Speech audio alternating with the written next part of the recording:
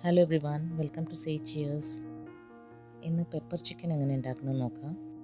Pepper chicken പലതരത്തിലും ഉണ്ടാക്കാം. ഇത് ഒരു മെത്തേഡ്. അപ്പോൾ നമുക്ക് തുടങ്ങാം. ആദ്യം ഒരു പാനോ കടായോ ചൂടാക്കിയിട്ട് അതിലൊരു 4 ടേബിൾ സ്പൂണോളം വെളിച്ചെണ്ണ ഒഴിച്ച് കൊടുക്കണം. എണ്ണ ചൂടാകുമ്പോൾ അതിലേക്ക് കുറച്ച് കറിവേപ്പിൻ്റെ ഇലയും 2 ടേബിൾ സ്പൂൺ വെളുത്തുള്ളി ചെറുതായി അരിഞ്ഞതും 1 ടേബിൾ സ്പൂൺ ഇഞ്ചി ചെറുതായി അരിഞ്ഞതും ചേർത്ത് കൊടുക്കണം. ഇഞ്ചിയും വെളുത്തുള്ളിയും ഒന്ന് വതക്കിയെടുക്കണം. ഇഞ്ചിയും വെളുത്തുള്ളിയും വതങ്ങിക്കൊണ്ടിരിക്കുമ്പോൾ അതിലേക്ക് ഒരു 1/2 ടീസ്പൂൺ മഞ്ഞൾപ്പൊടി ചേർത്ത് കൊടുക്കണം. ഇതിലേക്ക് 1 കിലോയോളം കഴുകി വൃത്തിയാക്കി വെച്ചിരിക്കുന്ന ചിക്കൻ ചേർത്ത് കൊടുക്കണം.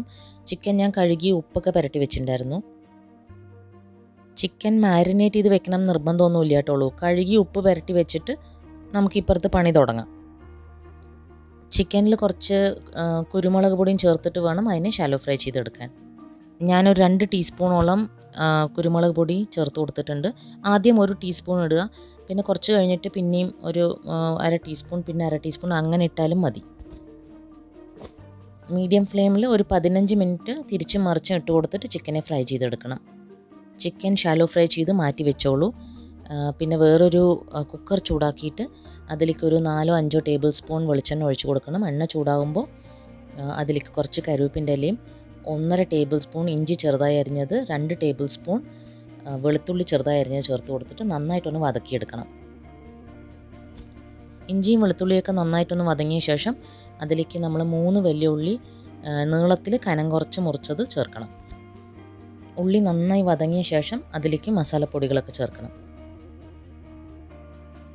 നമ്മുടെ ഉള്ളി നന്നായി വതങ്ങി കഴിഞ്ഞു. ഇനി അതിലേക്ക് 2 ടേബിൾ സ്പൂൺ മല്ലിപ്പൊടി, 1 table spoon Kashmiri chilli powder, 1/2 teaspoon മഞ്ഞൾപ്പൊടി, 1/2 ടീസ്പൂൺ സാദാ ജീരകം പൊടിച്ചത്, 1/2 ടീസ്പൂൺ കുരുമുളക് തരിതരിയായിട്ട് പൊടിച്ചത്, പിന്നെ 2 ടീസ്പൂൺ ചിക്കൻ മസാലപ്പൊടി. പൊടികളൊക്കെ തീ കുറച്ച് വെച്ചിട്ട് വേണം ഇട്ട് കൊടുക്കാൻ. എന്നിട്ട് നന്നായിട്ടൊന്ന് ഇളക്കി പച്ചമണം പോണ വരെ ഒന്ന് വതക്കിയെടുക്കണം.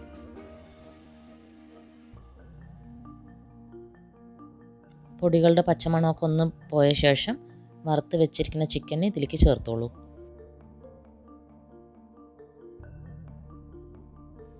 ചിക്കനെ നന്നായിട്ടൊന്ന് ഈ മസാലയിൽ പുരട്ടിയെടുത്ത ശേഷം ഒരു 2 വലിയ തക്കാളി നീളത്തിൽ അരിഞ്ഞത് ചേർത്ത് കൊടുക്കണം. ഇനി ഒരു 2 ടേബിൾ സ്പൂൺ തരിതരിയായി പൊടിച്ചിരിക്കുന്ന കുരുമുളക് പൊടി ചേർത്ത് കൊടുത്തോളൂ. ഇതെല്ലാം നന്നായിട്ടൊന്ന് മിക്സ് ചെയ്തിട്ട് ആവശ്യത്തിനുള്ള ഉപ്പും ചേർത്തോളൂ. നമ്മൾ ചിക്കനിൽ കുറച്ച് ഉപ്പിട്ടിട്ടുണ്ട്, അതനുസരിച്ചിട്ട് വേണം ചേർക്കാൻ.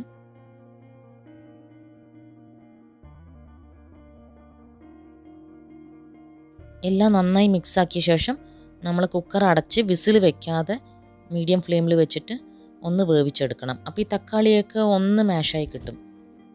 ഒരു 5-6 മിനിറ്റ് ഇതുപോലെ വേവിച്ചെടുക്കണം. ഇടയ്ക്കൊന്ന് തുറന്ന് നോക്കിയിട്ട് നമ്മളൊന്ന് ഇളക്കി കൊടുക്കണം.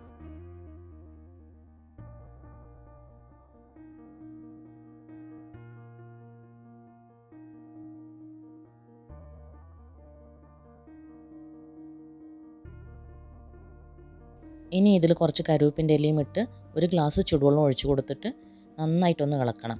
ഇളക്കിയിട്ട് കുക്കർ അടച്ച് വെച്ചിട്ട് ഏറ്റവും കുറഞ്ഞ തീയിൽ ഒരു 10 മിനിറ്റ് ഇതിനെ വേവിച്ചെടുക്കണം.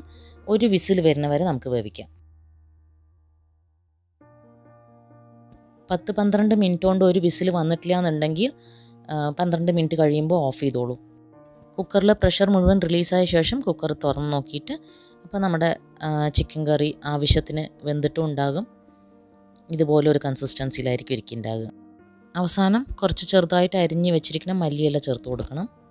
ഞാൻ വേറൊരു പാത്രത്തിലേക്ക് മാറ്റിയിട്ടാണ് മല്ലിയില ചേർക്കുന്നത്. അപ്പോൾ ഇഷ്ടപ്പെട്ട എല്ലാവരും ഇത് ഉണ്ടാക്കി നോക്കൂ. ഇനി വേറൊരു വീഡിയോയിൽ കാണുന്നവരെ താങ്ക് യു. Bye bye.